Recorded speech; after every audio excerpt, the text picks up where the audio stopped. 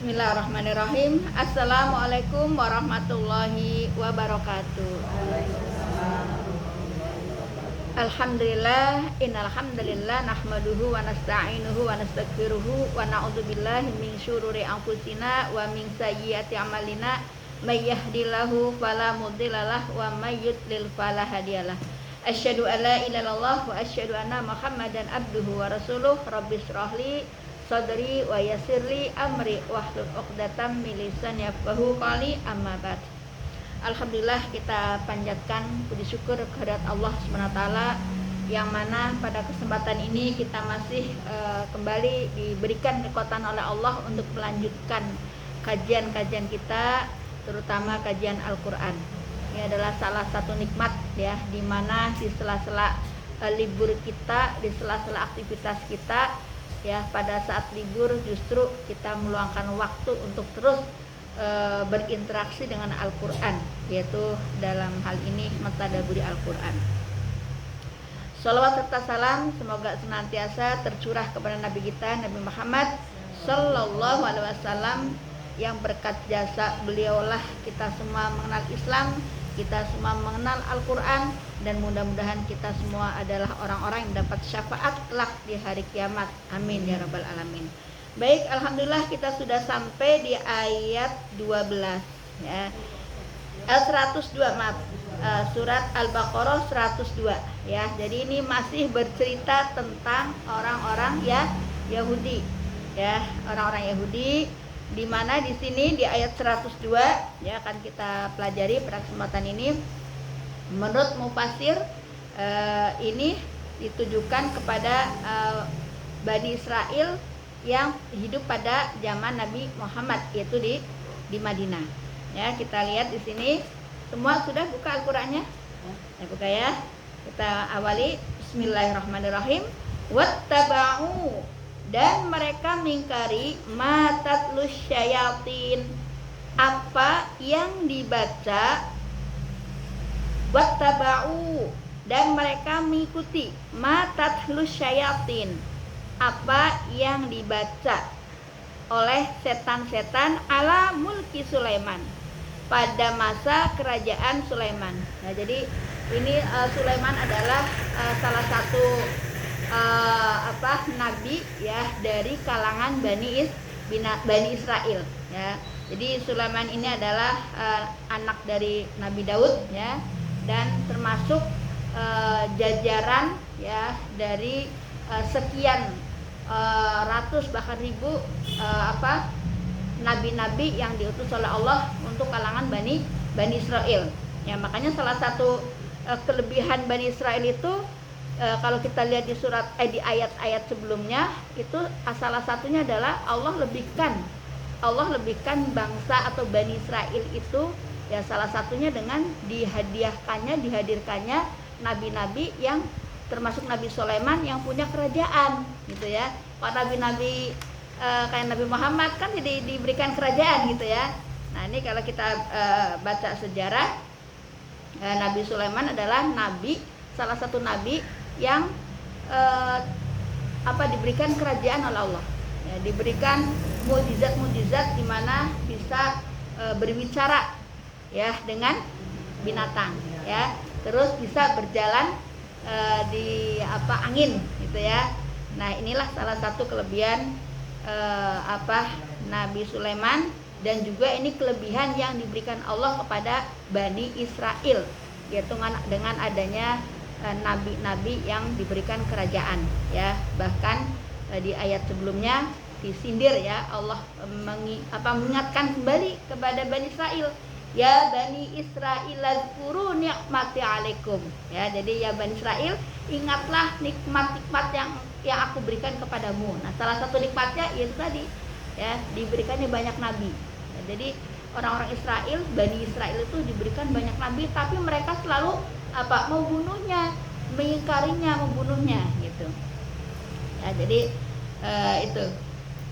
Nah, kita lihat di ayat 102, wattaba'u, dan mereka mengikuti matatlus syayatin ala mulki Sulaiman, apa yang dibaca setan-setan pada masa kerajaan Sulaiman. Jadi yang menurut tafsir Ibnu Katsir dan Tabrani atau Bari ya, tafsir atau Bari di sana disampaikan bahwa ketika jadi Nabi Sulaiman ini termasuk yang Allah berikan istri itu puluhan hampir ratusan gitu ya istrinya ya, dan ketika salah satu sedang bergaul gitu dengan salah satu istrinya, dibukalah cincinnya. Ini walaupun cerita Israiliyat yang ini dari kitab tafsir atau Bari dan saya baca di kitab tafsir Ibnu Katsir ya, dari Ibnu Mas'ud ya, salah satu sahabat Nabi, dan juga lewat lain tentang Jarir.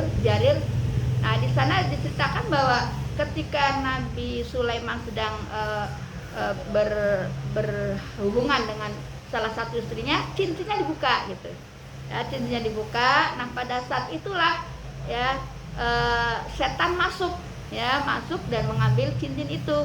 Nah, sehingga pada saat itulah Nabi Sulaiman tidak punya kekuatan gitu. Tidak punya kekuatan. Nah, pada saat Nabi Sulaiman tidak punya kekuatan, setan ini membuat sair-sair ya, jampi-jampi gitu kan, dan ditempatkan di wadah itu, satu tempat diletakkan di bawah singgasana Nabi Sulaiman.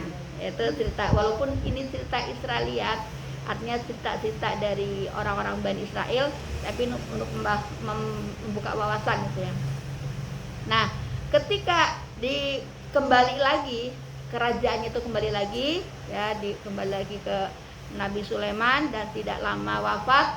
Nah, pada saat itulah ya setan-setan yang tadi ya itu membongkar singgasananya Sulaiman dan ditemukannya itu.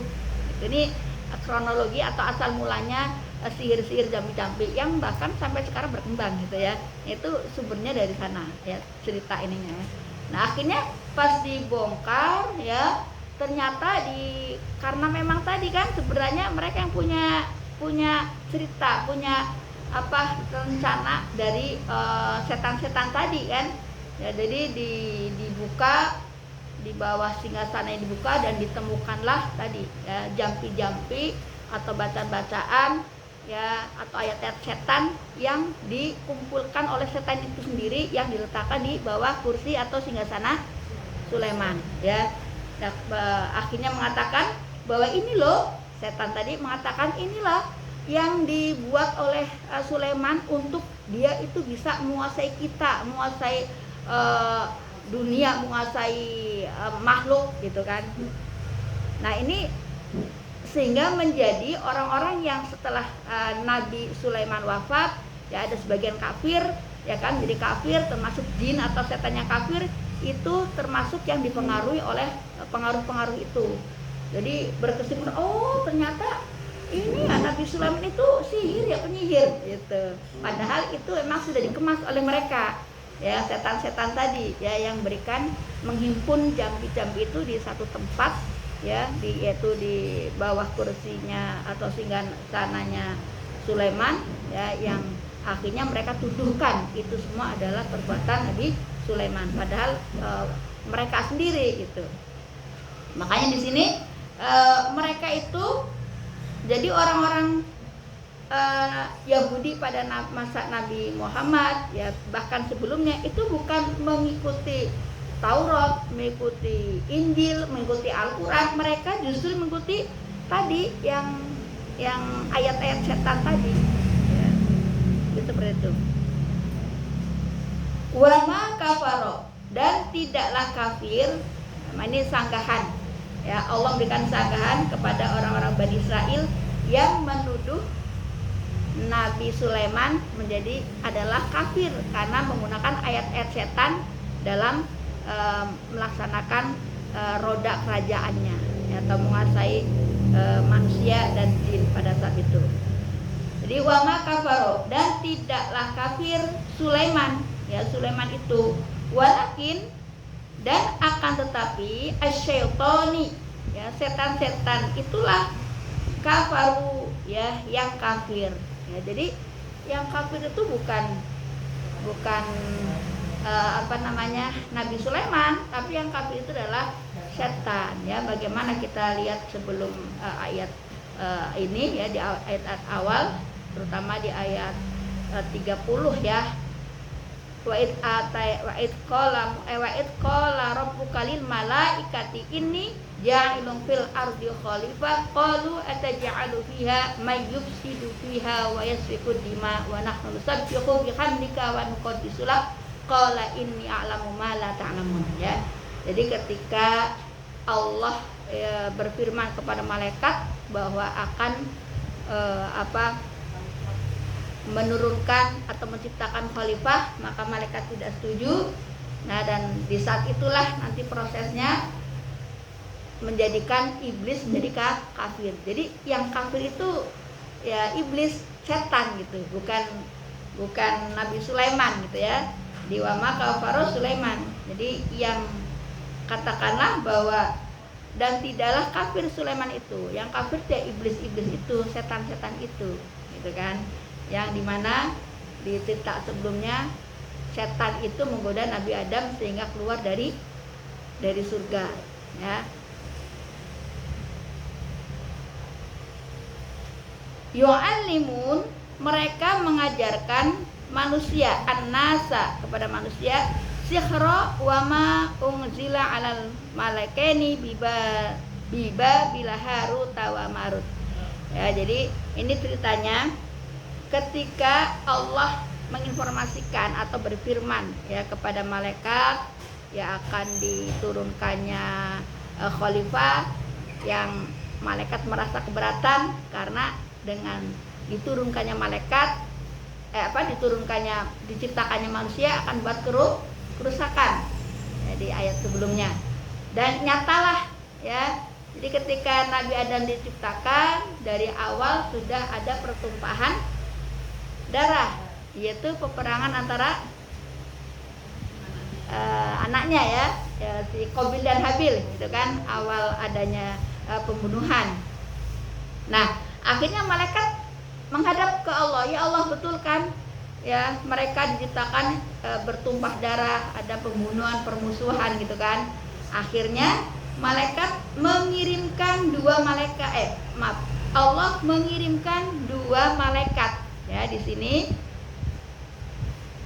wa ma unzila 'alal malakaini ya, dan apa yang diturunkan ya kepada dua malaikat. Nah ya, jadi orang-orang kafir atau orang-orang Yahudi itu mengikuti ayat-ayat setan ya dalam kalau kita kan Al-Qur'an gitu ya sebagai rujukan hidupnya. Kalau orang Yahudi itu rujukannya itu tadi ayat-ayat setan ya, yang tadi dikisahkan bersumber dari jampi-jampi yang dikemas ya, yang disimpan di bawah singgasana Sulaiman, yang mereka itu sebenarnya adalah dari setan-setan itu ya. Jadi mereka patokannya itu ya sebagai sumber rujukan dalam dia melakukan kegiatan sehari-hari atau rujukan hidupnya, panduan hidupnya tuh pakai ayat-ayat setan tadi gitu. Terus ini jadi Allah menurunkan dua malaikat ya, yaitu di sini namanya Harut wa Marut ya. Jadi akhirnya karena malaikat tadi menghadap kepada Allah, ya Allah, benar kan bahwa diciptakan manusia menumpahkan ya darah ya, terjadi kerusakan. Akhirnya Allah mengutus dua malaikat, yaitu Harut wa Marut, yaitu di bila Harut wa Marut ya. Jadi di Babilonia ya, Babilonia itu Irak ya. Jadi Irak ini salah satu tempat berkumpulnya pada saat itu ya. Makanya negeri yang dimurkai oleh Allah, karena di situ para penyihir itu di situ ya, berkumpulnya para penyihir gitu ya, di Babilonia itu, di Irak itu. Nah, diceritakan bahwa ketika malaikat diturunkan, kata Allah, ya sudah, kalau memang begitu coba ya diturunkan malaikat untuk menjadi tadi kan diutusnya manusia membuat kerusakan tadi ya. Akhirnya Allah malaikat protes dan akhirnya Allah menurunkan 2 malaikat tadi ya untuk menjadi khalifah gitu kan di bumi. Nah, yaitu diturunkan di Babilonia di Irak, dan 2 malaikat itu adalah Harut wa Marut ya. Dan 2 malaikat ini diberikan oleh Allah ya kemukjizatan ya, ilmu-ilmu ya, ilmu kebatinan ya, sebagai bekal dalam berdakwah gitu kan. Nah, pada saat diturunkan malaikat 2 malaikat ini ya di bentuknya seperti manusia gitu.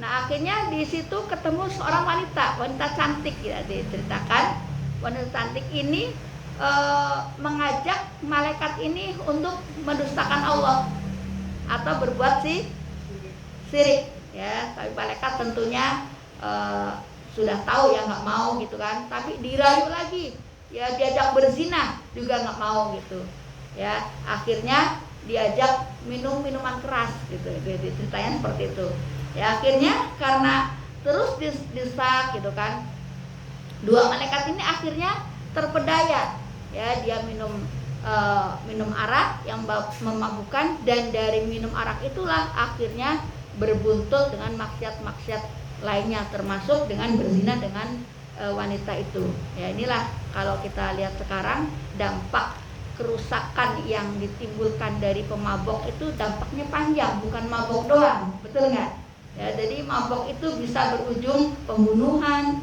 mabok itu bisa berujung maksiat-maksiat yang lebih dahsyat lagi ya. Nah, akhirnya ya karena berbuat maksiat ya, malaikat yang diutus oleh Allah berbuat, akhirnya di situ ditetapkan malaikat itu ditinggal di bumi yang berupa manusia tadi. Malaikat yang berupa manusia yaitu Harut dan Marut. Harut dan Marut itu ditetapkan tinggal di bumi. Selanjutnya wa ma yu'allimani, padahal keduanya tidak mengajarkan sesuatu. Nah, artinya bahwa 2 malaikat ini kan tadi dibekali oleh Allah ilmu-ilmu kebatinan gitu kan. Nah, 2 malaikat ini tidak mengajarkan sesuatu min ahadin kepada seorang hatta sebelum mengatakan yaqula innama nahnu fitnah, sesungguhnya kami hanyalah cobaan. Jadi 2 malaikat ini ya ketika mau mengajarkan ilmu-ilmu kebatinannya tadi mengatakan kepada Bani Israel tadi ya, saya ini jadi sebelum mengajarkan ilmu-ilmu kebatinan ya 2 malaikat ini mengatakan yaqula innama nahnu fitnah, sesungguhnya kami ini hanyalah cobaan. Jadi kalau mau ngajarin ilmu tapi dikasih tahu jangan kafir ya, karena saya ini adalah yang diturunkan oleh Allah cobaan buat kamu gitu.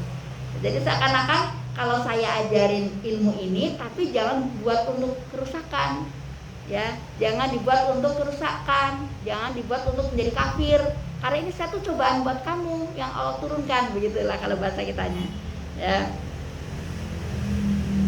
Fala takfur ya, sebab itu janganlah kafir. Jadi akhirnya tadi malaikat Harut dan Marut ya yang dijadikan oleh Allah bertempat di bumi dan selanjutnya mengajarkan kepada orang-orang Bani Israel ya zikir-zikir atau semacam jampi-jampi gitu ya, ilmu-ilmu kebatinan. Tapi sebelum mengajarkan pesannya tadi, saya ini ujian dari Allah, maka kamu jangan kafir dengan mempelajari ayat-ayat ini, jangan jadi kafir gitu. Jangan dibuat untuk membuat kerusakan di bumi, jangan kafir gitu. Jadi sebelum mengajarkan ada pesannya seperti itu ya, itu. Ya. Terus lanjutnya fayata'allamuna, maka mereka mempelajarinya. Nah ini ya, jadi orang-orang Bani Israel pada saat itu ya mereka pelajari apa yang diajarkan oleh 2 malaikat tadi ya. minhuma dari keduanya, yaitu malaikat tadi, Harut dan Marut. Ma yufarriqun, apa yang dapat memisahkan bihi bainal mar'i wa zauji, ya, yaitu ilmu, ya, apa yang dapat memisahkan antara seorang suami dan istrinya. Naudzubillah dalik, ya. Jadi ternyata walaupun sudah dipesan, kamu boleh belajar ilmu ini, saya ajarin, tapi jangan kafir, jangan buat kerusakan. Tapi dulu mereka pelajari, tapi ilmunya ini untuk memisahkan antara suami dan istri. Masya Allah. Ya, dan ini nyata, ya. Ternyata memang ada ilmu seperti itu sampai saat ini, kan begitu kan? Bahkan tidak ada angin, nggak ada apa, tahu-tahu suami istri ribut, gitu kan? Bisa jadi seperti itu. Ya, mungkin ada orang yang nggak suka, ya, sama rumah tangga, ya kan, sehingga dia, ya, makanya ini harus hati-hati, ya, terutama kita semua lah, ya, jangan sampai, ya, ada, ya, innal ainu hak, sesungguhnya ain itu hak, ain itu benar, ya, bahkan dalam hadisnya, ya, ain itu bisa menyebabkan sapi masuk ke periuk. Apa artinya? dan sapi, ya, gemuk, putih, sehat, seger, selalu dipuji. Wah, sapinya ini nih sehat nih, tapi nggak pakai masya Allah, nggak pakai subhanallah, akhirnya mati. Sapi itu sakit, akhirnya dipotong masuk periuk. Jadi walaupun kalau sihir tadi kan orang-orang tertentu yang bisa, gitu kan, tapi ain itu semua orang ada punya potensi bisa meluncurkan penyakit ain. Makanya hati-hati, ya. Jadi jangan sering, jangan sampai kalau kegiatan-kegiatan, termasuk saya suka mengupload kegiatan-kegiatan karena itu salah satu syiar, ya. Tapi kalau untuk yang sifatnya kemesraan dengan pasangan, jangan, ya. Nanti ada ain yang ditimbulkan dari orang. Kalau orang itu kan nggak semuanya paham, ya. Jadi ain itu apa sih? Pandangan hasad, ya, pandangan hasad yang dilemparkan seseorang kepada orang tanpa menyebut nama Allah, memuji. Nih ada satu kisahnya, ketika sahabat mandi, ya, lalu terlihat punggungnya putih gitu, bersih. Terus kata sahabat, waduh, putih banget ini, gitu, tanpa menyebut masya Allah atau subhanallah, gitu. Ya, akhirnya setelah beberapa hari sahabat tadi sakit, sampai sakitnya itu diceritakan sampai akan menghantarkan ke maut, ya, saking dahsyatnya ain. Dan itu nyata ain. Ya, akhirnya sahabat Rasul datang atas izin Allah. Rasul tahu kalau ini adalah sakit ain, maka ditanya, ya sahabat, siapa yang diantara kalian yang mencelakakan sahabat kamu? Kata sahabat, ya Rasul, bagaimana kami mencelakakan sahabat sendiri? Kata Rasulullah, adakah beberapa hari kemarin yang memuji sahabat ini? Terus ada yang mengangkat tangan. Iya saya, Rasul. Ketika dia mandi, terlihat punggungnya sedikit putih, bersih, bersih gitulah. Terus saya memujinya tanpa mengucap masya Allah atau subhanallah. Nah, disitulah hati-hati, ya. Jadi jangan sampai kita menunjukkan keharmonisannya dengan pasangan, kita upload sana upload ini, kan banyak ya sekarang, ya, di medsos, masya Allah, ya.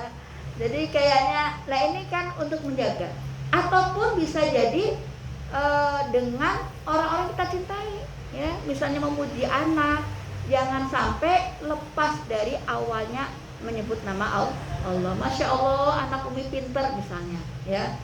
Ya, jadi harus ada diawali dengan memuji Allah agar tidak masuk penyakit ain, ya. Jadi ini yang harus kita ketahui, gitu, ya. Kan nggak semua orang paham, gitu kan. Jadi asal memuji, keren nih sekarang ini, ya, apa namanya, rumah tangganya kayaknya ini, tapi tanpa menyebut masya Allah atau subhanallah, gitu, atau alhamdulillah, gitu, ya. Jadi ini yang harus hati-hati, ya. Dan nggak semua orang juga suka dengan keharmonisan kita, gitu kan? Nggak semua orang melihat kita rukun sama suami senang, ya. Bisa jadi, ya, tadi akhirnya pandangan-pandangan hasad atau penyakit ain itu bisa muncul. Ya, jadi ini ya, jadi walaupun di awal sudah dikasih tahu ya, kalau dia jadi ilmu jangan membuatnya kafir atau bermaksiat, tapi justru dia mengamalkan ilmu yang bisa memisahkan antara suami dan istri, ya, bainal mar'i wa zauji.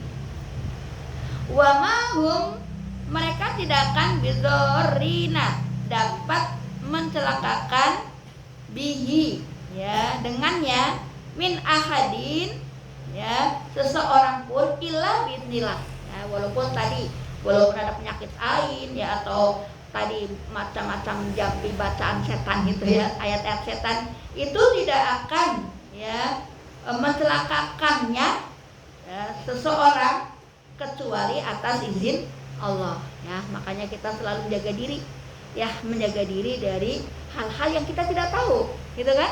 Ya, mungkin orang yang tidak suka dengan kita, ya kan, ya, persaingan apa gitu kan, ya, kita menjaga dirinya dengan cara meningkatkan interaksi kita dengan Al-Quran. Penuhilah Al-Quran rumahnya, bacalah Al-Quran, terutama surat Al-Baqarah, ya, karena surat Al-Baqarah itu membuat setan itu lari dari rumah, gitu ya. Ya, kalau mau tidur, ya kan, kita nggak tahu ya, ketika kita tidur kita nggak tahu apa yang terjadi nanti malam.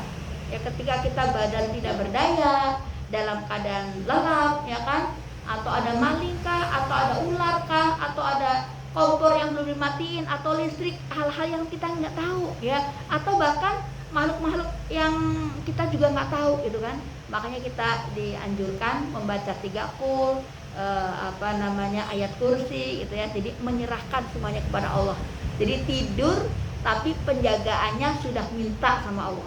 Jadi tidurnya menjadi pulas, dan insya Allah dengan izin Allah kita minta untuk bangun di sepertiga malam. Nah, itulah sebaiknya seorang muslim, ya. Jadi, dan ada satu cerita yang ingin saya sampaikan. Salah satu keutamaan orang ketika mau tidur itu membebaskan saudaranya. Apa maksudnya? Jadi ketika Rasul sedang ada taklim seperti ini, Rasul kan dulu taklimnya di Arqam bil Arqam, awal-awal dakwah itu kan sembunyi-sembunyi. Itu di rumah salah satu sahabat modelnya begini, halakoh namanya, ya. Terus pas datang sahabat, inilah ahli surga. Datang lagi dibilang inilah ahli surga. Sahabat penasaran, kok Rasul ketika datang yang sahabat yang di ini nggak sekali atau bahkan 2 kali menyebutnya ini ada ahli surga. Akhirnya dia penasaran, ingin bermalam, izin bermalam di sahabat tadi yang disebut ahli surga, ya, ingin tahu apa sih amalannya kok Rasul menyebutnya ahli surga, gitu kan. Nah, pas sehari, 2 hari, sampai 3 hari bermalam di rumahnya, izin tentunya, ya, itu nggak ada ngeliat aneh, tidur ya tidur, gitu kan. Nah, ternyata akhirnya ngomong, ya, saya kesini tuh pengen tahu apa sih kebiasaan kamu di rumah, kok Rasul menyebutnya kamu ahli surga. Maka kata sahabat tadi, dia ingat-ingat, ternyata dia kalau mau tidur membebaskan saudara-saudaranya. Ketika mau tidur, dia beristighfar kepada Allah, memaafkan semua saudaranya yang tadi siang mungkin pernah kesenggol ucapan, mungkin dia nyakitin kita, ya, jadi dimaafkan. Ya, dimaafkan teman-teman yang tadi siang ketemu, saudara-saudara, jadi dilepaskan tuh. Ya, ini salah satu keutamaan juga, ya, yang menyebabkan dia termasuk, kata Rasulullah, ahli surga, ya. Jadi ini kecil tapi amalan ini bisa kita lakukan, ya. Jadi sebelum tidur baca tuh doa-doa, zikir-zikir tadi, ya, sebelum tidur belum baca doa bismillah tawakkaltu, ya, kursi dan sebagainya, ya. Terus zikir-zikir, ya, itu kita sebelum tidur, ya, kita lepaskan, ya, kita maafkan orang-orang yang tadi siang kita berinteraksi, ya, baik lewat ucapan kita ataupun dia nyakitin kita, justru kita mintakan ampun, ya. Ya, jadi kita kembali ke sini. Ya, jadi mereka justru mempelajarinya ayat-ayat yang memisahkan antara, ya, bainal mar'i wa zauji. Walaupun awalnya tadi, ya, udah dipesan-pesan gitu, namanya manusia kan, gitu kan. Wa mahum, mereka tidak akan bidzori nabi min akadin ila billah. Ya, tadi bahwasanya mereka tidak akan ya dapat mencelakakan ya dengannya seseorang pun kecuali dengan izin Allah ya. Makanya disinilah kita perlunya meminta perlindungan kepada Allah ya dari hal-hal goib yang tidak tahu, kita nggak tahu ya. Jadi cukup meruqyah ya. Meruqyah diri sendiri dengan cara apa? Dengan cara perbanyak membaca Al-Qur'an ya. Itu. Sekarang kan memang zaman sekarang ya Bu ya, ada orang pinter ada, walaupun nggak semua ya, ada ruqyah syar'i ya, ada teman-teman ngaji saya itu termasuk dia yang masuk dalam komunitas ruqyah syar'i ya, yang itu yang orangnya memang soleh ya, terus menjaga akidahnya ya, ibadah-ibadahnya. Tapi ada juga yang apa ya, kayak semacam dukun-dukun itu ya, yang mengatasnamakannya pakainya si ayat-ayat, tapi dianya nggak sholat, dianya bersekutu dengan jin ya. Itu banyak ya, dukun-dukun yang bersekutu dengan jin tapi berbaju Islam gitu ya. Ya mbah ini mbah itu gitu kan, yang kalau dia mengobati pasiennya itu mereka bersekutu dengan setan, jin ya. Dan ini diperingatkan keras oleh Allah dalam surat Al-Jin ayat 6 ya, surat Al-Jin ayat 6 ya. Ya, jadi ada selama wa annahu kana rijalun minal ins ya. Jadi dan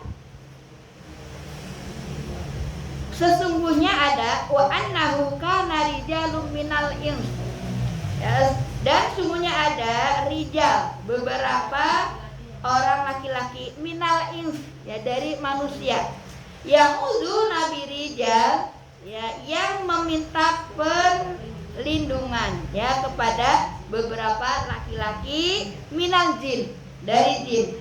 Fazaduhum rohaqo, tetapi mereka menambahkan ya pada manusia kesesatan ya. Jadi kalau ada orang-orang ya, atau pengobatan atau apa namanya, yang kelihatannya Islami ya, tapi ternyata orangnya nggak sholat ya, atau orangnya tidak taat ya.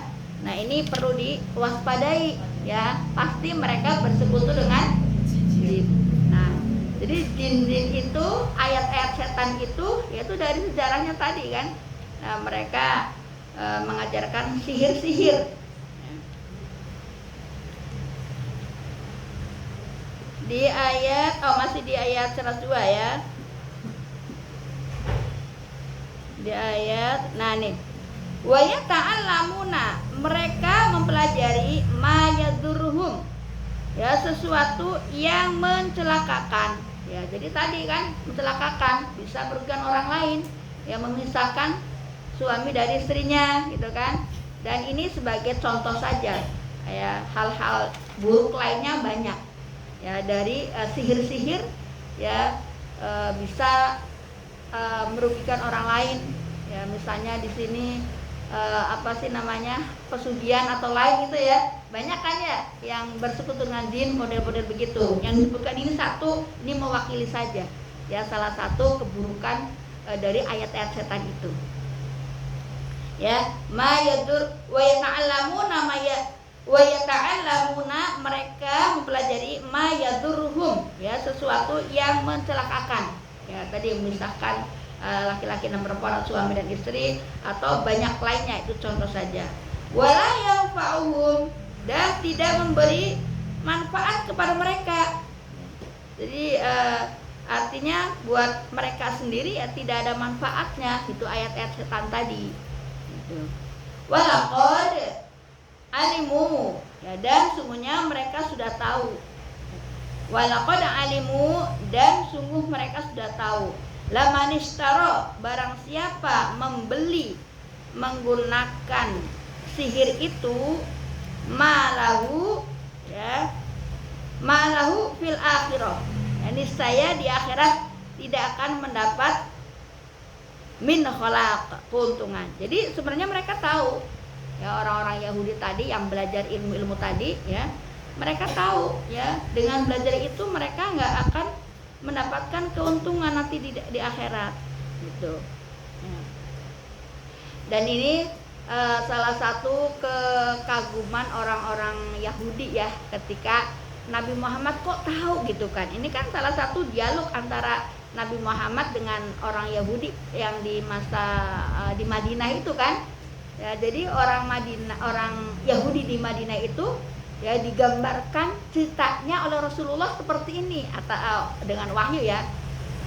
Jadi orang Yahudi tuh heran, ini Nabi yang katanya ummi ya, tidak bisa baca tulis, kok tahu tentang nenek moyang mereka gitu kan. Nenek moyang orang Yahudi yang mengikuti ayat-ayat setan gitu kan gitu. Jadi ini salah satu ayat ya untuk menyanggah orang-orang Yahudi yang mereka mengikuti ayat-ayat setan dan menuduh Nabi Sulaiman adalah tukang sihir. Walabi sama, dan sungguh sangatlah buruk masyaraw bihi, perbuatan mereka yang menjual bihi dengannya, dengan sihir, angfusahum, diri mereka ya.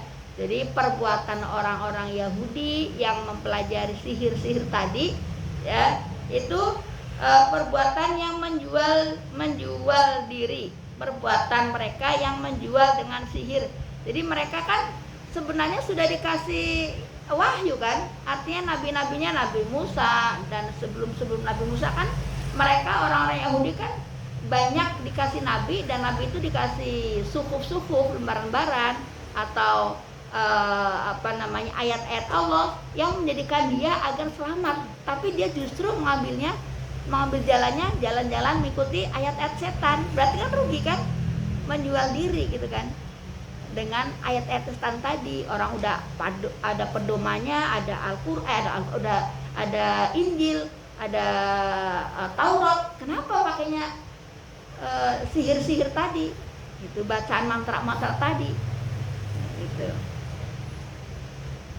Ya, jadi perbuatan mereka menjual dengan sihir dari diri mereka. Itu artinya tadi yang harusnya mendapat hidayah lewat para nabi yang diutus dengan bawa kitab-kitab suci ya, tapi mereka justru mengikuti ayat-ayat setan tadi ya. Sebagaimana juga Bani Israel di Yahudi pada zaman Nabi Muhammad, kan mereka kan nggak mengikuti Taurat, dia mengikuti Injil dan tidak mengikuti Nabi Muhammad bawa Al-Quran terakhir gitu kan. Mereka berpatokan kepada ayat-ayat setan tadi ya, jadi nggak ngikutin Musa, nggak ngikutin Nabi Isa ya, sebagiannya ya, bahkan kebanyakan nggak mau juga ngikutin Al-Quran. Mereka mengikuti tadi ayat-ayat setan tadi gitu ya.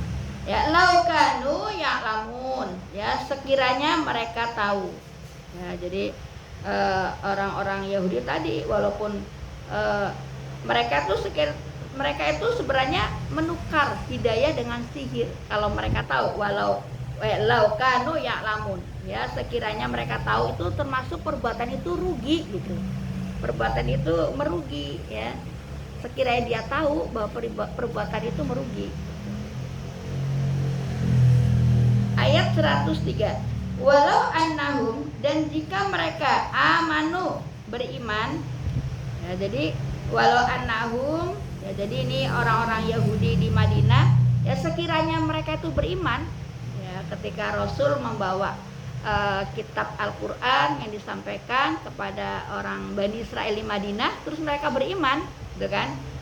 Dan jika mereka beriman, mengimani Nabi dan Al-Quran, wattaqau, dan bertakwa. Nah, di sini tidak hanya beriman tapi juga bertakwa. Makanya banyak ayat yang menyandingkan antara orang soleh, orang beriman dan beramal soleh. Wa basyiril ladzina amanu wa amilus sholihat. Nah, ya, jadi tidak hanya beriman tapi wa amilus sholihat, melaksanakan amal soleh. Ya, di sini tidak hanya beriman tapi wattaqau dan bertakwa. Nah, takwa ini kan artinya melaksanakan perintah Allah dan menjauhi larangannya. Ya, lawatu batum, pasti pahala min indillah, ya dari Allah, khair, ya lebih baik. Nah, jadi kalau orang-orang Yahudi di Madinah ketika Rasul datang menyampaikan Islam, Al-Quran, terus mereka beriman, bertakwa, maka kata Allah pasti pahala dari Allah lebih baik gitu. Laukanu ya'lamun, disebutkan lagi, ya sekiranya mereka tahu, ya. Jadi sekiranya mereka tahu bahwa kalau beriman, mengikuti Nabi Muhammad, mengikuti Al-Quran, ya mereka pasti mendapat pahala di sisi Allah. Ya, nah ini ayat selanjutnya beda ini ya, beda cerita gitu ya. Ya ayyuhalladzina, wahai orang yang beriman, amanu, beriman. La taqulu, janganlah kamu katakan ro'ina, ya. Janganlah kamu katakan ro'ina. Ro'ina itu macam kayak kalimat-kalimat olok-olokan gitu. Ya, jadi ketika Rasulullah menyampaikan dakwah ya kepada Yahudi di Madinah, ya tuh orang-orang Yahudi ya atau orang kafir ya mengatakan, udah kamu nggak usah banyak ngomong, kamu dengerin saya aja gitu. Itu ro'ina, ya mengolok-olok ya. Jadi seakan-akan Rasulullah nggak usah banyak ngomong, nih dengerin dari kita aja gitu.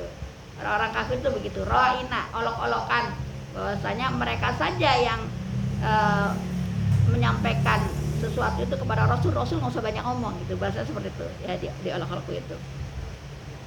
Waqulu, tetapi katakanlah, ungzur. Nah, ini fiil mudhoreh ya, ungzur ya, dari fiil nazoro ya, ungzur. Ungzur, pandanglah. Na, ungzurna, wasma'u ya. Jadi jangan mengatakan ro'ina, tapi katakan waqulu ungzur ya, pandanglah, wasma'u, dan katakanlah, dengarkanlah, dan katakanlah ya. Jadi jangan katakan tadi mengolok dengan bahasa olokan tadi ya, bahasa-bahasa yang seakan-akan tidak memberikan kesempatan Rasul menyampaikan dakwah, tapi maunya orang musyrik, orang kafir, maunya Rasul tuh dengerin mereka aja, Rasul nggak usah banyak ngomong gitu ya. Tapi kata Allah, waqulu, tetapi katakanlah, ungzurna wasma'u ya, artinya pandanglah ya, pandanglah dan katakanlah dan dengarkanlah. Jadi kalau Rasul menyampaikan dakwah ya, itu ya dilihat, pandanglah, ungzur, wasma'u, dengarkan itu ya. Kita juga sama ya, ketika seorang guru, ini juga kita ambil ini satu adab ya, ketika kita bertaklim ya, kita pandanglah dan dengarkan gitu kan, dan katakanlah dengan dengarkanlah, wasma'u, ungzurna wasma'u. Walil kafirin, dan orang-orang kafir akan mendapat adzabun alim. Jadi ini balasan yang tepat ya bagi orang-orang yang kafir, yaitu berupa adzabun alim. Ayat terakhir, ma yawadul ladzina, tidaklah menginginkan orang-orang kafir ya, yang kafir, kafaru, min ahlil kitab, dari ahli kitab, walal musyrikin, dan begitu pula orang-orang musyrik ya, ayyunazzala alaikum, diturunkannya kepadamu, min khair, suatu kebaikan, mir rabbikum, dari Tuhanmu ya. Jadi artinya orang kafir dan orang musyrik itu nggak suka ya dengan diturunkannya Al-Quran kepada Nabi gitu ya. Jadi mereka nggak suka Ya, makanya salah satu bentuk penolakan Yahudi dan Nasrani yaitu ya Allah gambarkan dalam surat Al-Baqarah juga ayat 120, walam tardo ankal yahudu wala nasoro hatta tattabi'a millatahum. Jadi selamanya dari berawal kebencian kepada Rasul karena menganggap yang akan dijadikan nabi terakhir itu dari kalangan mereka, ya kan? Jadi di Taurat kan diceritakan akan datang nabi terakhir, ismuhu Ahmad, ya kan? Namanya Ahmad. Nah, mereka tuh pede banget, dikira dari golongan mereka, kan begitu. Ternyata dari bangsa Quraisy. Nah, inilah yang mereka itu nggak mau terima gitu, ya. Dan di sini dijelaskan ya bahwa orang kafir dan musyrik ya itu tidak suka dengan diturunkannya kepadamu suatu kebaikan mirrabbikum, dari Tuhanmu, ya kan? Padahal wallahu yahtassu birahmatihi mayasya, tetapi Allah secara khusus birahmatihi mayasya, memberikan rahmatnya kepada orang yang dia kehendaki. Ya, jadi terserah Allah gitu kan. Pilihan yang Allah pilih untuk menjadi nabi terakhir, yang diberikan kebaikan untuk menjadi penjuru umat akhir zaman, dan itu kan terserah Allah. Wallahu yahtassu birahmatihi mayasya, ya. Tetapi Allah secara khusus ya memberikan nikmat ya kepada yang dia kehendaki. Wallahu dzul fadlil azim, dan Allah pemilik karunia yang besar, ya. Jadi inilah banyak ya kisah-kisah Bani Israel yang bisa kita ambil pelajaran ya dari kisah-kisah ini, sehingga kita bisa sebagaimana kita bisa mengambil pelajaran dari hal-hal yang buruk yang kelakuannya yang dicontohkan atau yang dipraktekkan oleh orang Bani Israel, kita untuk menjauhinya ya, sehingga kita bukan termasuk orang-orang yang ngeyel gitu ya. Dan salah satu karakter orang Bani Israel adalah ngeyel dan mengubar janji gitu. Ya, baik, itu saja. Wallahu a'lam bishawab. Al-haqqu mir rabbik, ya. Jadi kebaikan itu dari Allah, sisi Allah ya. Mudah-mudahan kita mendapat banyak hikmah ya dengan kajian kita ya, terutama dalam kehidupan sehari-hari kita bisa mempraktekkannya, hikmah yang kita ambil dari yang kita pelajari dari Al-Quran ya. Itu saja, kita nanti dilanjut dengan pertanyaan-pertanyaan atau diskusi ya dari saya. Assalamualaikum warahmatullahi wabarakatuh.